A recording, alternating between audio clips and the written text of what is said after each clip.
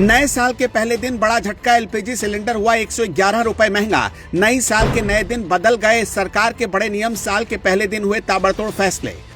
जनवरी में 16 दिन बैंक रहेंगे बंद, एसी, फ्रिज जैसे इलेक्ट्रॉनिक सामान 10% तक महंगे हो सकते हैं। सीएनजी और घरेलू पीएनजी होगी सस्ती, कारें 2 से 3% तक महंगी हो सकती हैं। टीआर के नए स्लैब से पैसा बचेगा, 12 जनवरी से दिन में रेलवे रिजर्वेशन के लिए आधार जरूरी। एलपीजी से लेकर कार खरीदना तक हुआ महंगा, देश में हुए ये 5 बड़े बदलाव, हर घर हर जेब पर असर।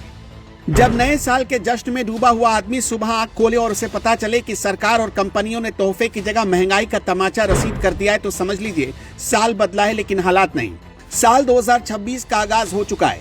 कल रात तक आप और हम एक दूसरे को हैप्पी न्यू ईयर कह रहे थे, उम्मीद कर रहे थे कि शायद ये नया साल कुछ खुशियां लेकर आएगा, कुछ राहत लेकर आएगा। लेकिन जैसे ही कैलेंडर बदला, वैसे ही आम आदमी की जेब काटने का नया फरमान भी जारी हो गया।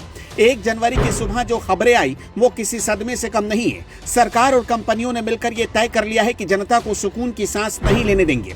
आज से कई नियम बदल दिए गए, जिनका सीधा असर आपकी रसोई से लेकर आपकी गाड़ी और बैंक बैलेंस तक पर पड़ने वाला है। सबसे पहले बात करते हैं उस चीज की जिसके बिना घर का चूल्हा नहीं जलता, एलपीजी सिलेंडर। हर महीने की पहली तारीख को तेल कंपनियां एलपीजी के दाम तय करती हैं और नए साल के पहले ही दिन आम आदमी को झटका लगाए।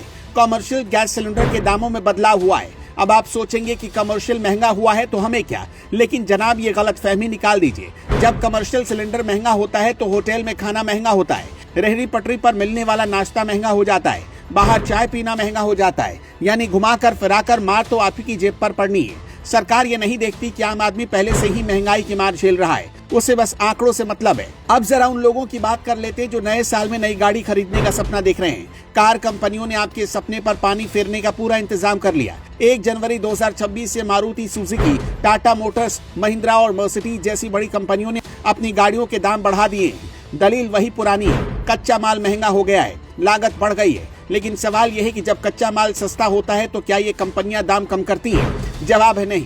लेकिन जैसे ही लागत बढ़ती है उसका पूरा बोझ ग्राहक के सिर पर डाल दिया जाता है। अब अगर आप कार खरीदने जाएंगे तो आपको अपनी जेब ज्यादा ढीली करनी पड़ेगी। मध्यम वर्गीय परिवार जो पाई पाई जोड़कर कार का सपना देखता है उसके लिए बड़ा झटका है। एक तरफ आपकी जेब काटी जा रही तो दूसरी तरफ अमीरों को राहत दी जा रही।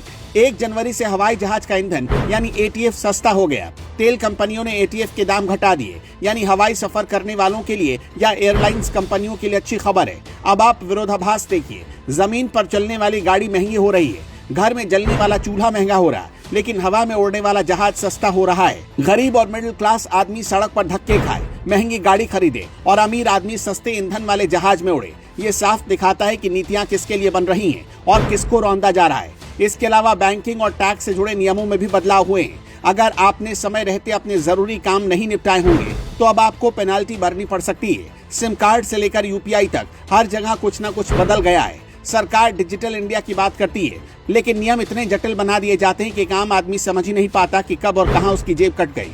कुल मिलाकर देखें तो 1 जनवरी 2026 का सूरज महंगाई की नई किरण लेकर आया है। जनता को उम्मीद थी कि चुनाव और वादों के इस दौर में शायद कुछ राहत मिलेगी, शायद महंगाई के राक्षस पर लगाम लगेगा, लेकिन हुआ इसका उल्टा। कंपनियों ने अपनी बैलेंस शीट सुधारने के लिए जनता का बजट बिगाड़ दिया। अब चाहे जितना भी कमा ले, महंगाई का ये दीमक आपकी बचत को खाने के लिए तैयार बैठा है। आज की सुबह ने साबित कर दिया कि तारीखें बदलती हैं, साल बदलते हैं, लेकिन अगर कुछ नहीं बदलता तो वो है आम आदमी की किस्मत और उसका संघर्ष। अब आप ही तय कर लीजिए कि ये हैप्पी न्यू ईयर है या फिर महंगाई वाला न्यू ईयर।